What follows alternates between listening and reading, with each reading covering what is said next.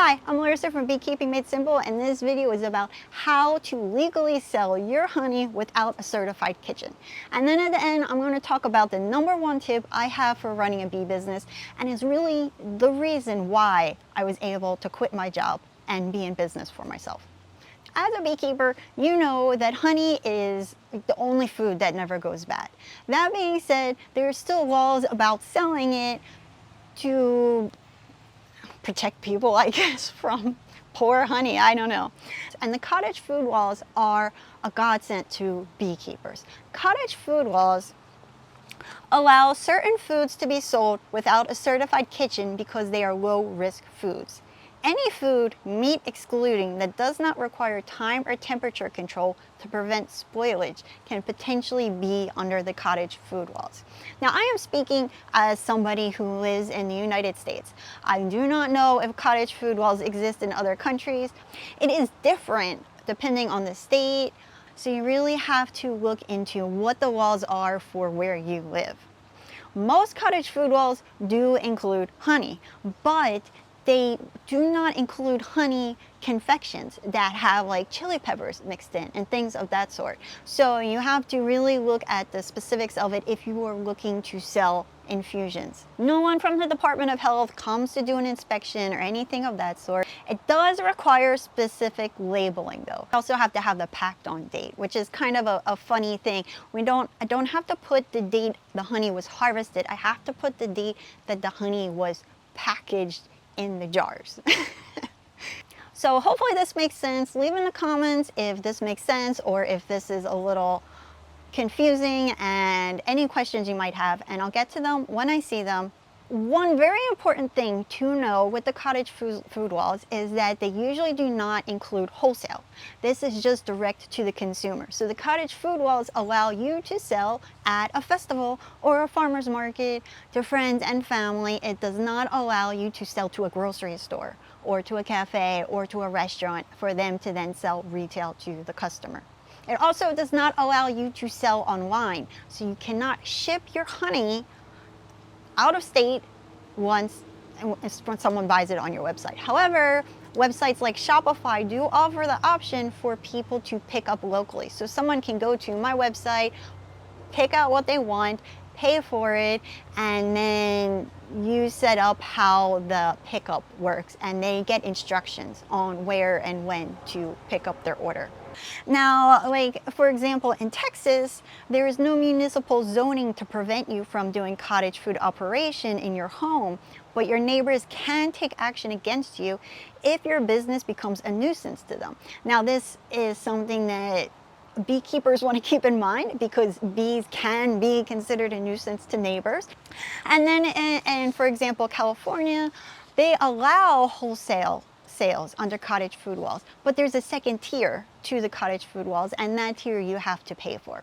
So each state is different. You really have to just Google cottage food laws and where you live to get the information, and make sure you're getting your information from a government website, not someone's blog. That can be out of date or just incorrect.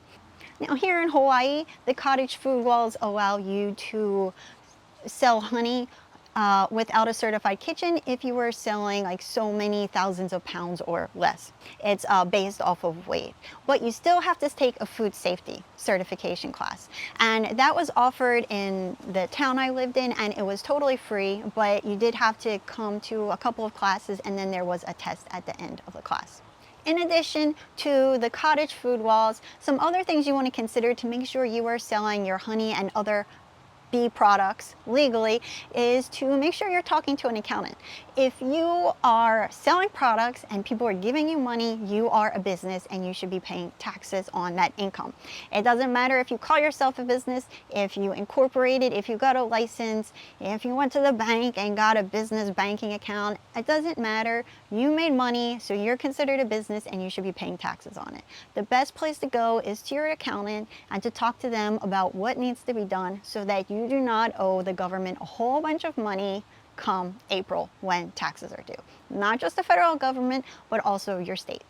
There's also liability that goes into selling food and bees and giving classes and all of those things. And there is liability insurance that you can purchase as a beekeeper. There are specific insurance companies that cater to beekeepers. And there is different levels of insurance depending on what you are doing, whether you're selling food or you are bringing people to your farm and educating them about bees. So make sure if you start to add new products to what you're selling that you inform your insurance company about this so that everything is covered under your plan. Now, I am not an accountant, I am not a lawyer. I recommend talking to these professionals before selling anything. Unfortunately, there are some states that do not have cottage food laws. And if you live in one of these areas, what you need to do in order to legally sell your honey and other food products is pack it, harvested in a certified kitchen. Now, this is my #1 tip for people.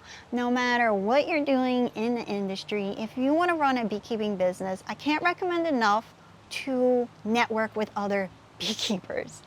I would not be in business right now if it wasn't for that. What I did was I started working for a bee farm.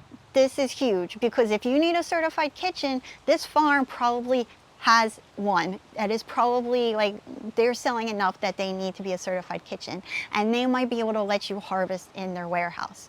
If you need more bees, if you're looking to get customers, they are probably going to be the best source of customers for you, because this is how it works in almost every industry. It worked in graphic design and was a great way that I got clients, and it is a way that I have sold most of my honey. What happens is big businesses get called by people to do things for them. And then they don't want to do it because it is too small scale or it is something that they don't do. People seem to think that when you're a beekeeper, you do everything. If it comes from a beehive, they think that you do it, but you don't. People have things that they specialize in.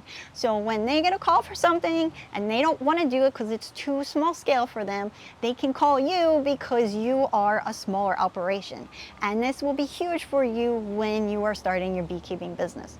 And when you do the markets and you network with other farmers, they're going to have a certified kitchen. So it's really hard to just go into a cafe and say, hey, I'm a beekeeper and I need a certified kitchen. Can I pay you to let me harvest my honey here?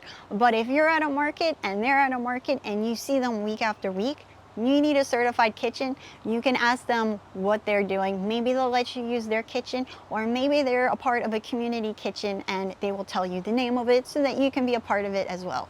I really can't stress enough the importance of getting to know other people in your industry, in beekeeping, as well as just other farmers, so that you can share resources. And if you can, work for one of them.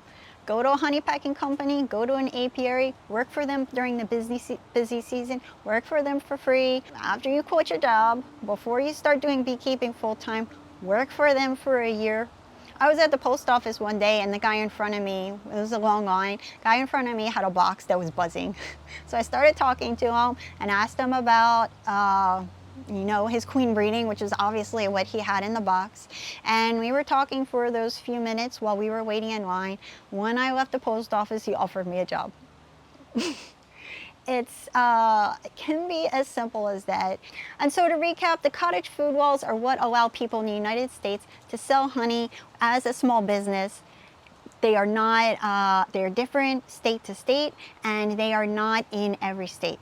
So your homework now is to look up the cottage food laws in your area and what the labeling requirements are for your area so that you are selling honey legally.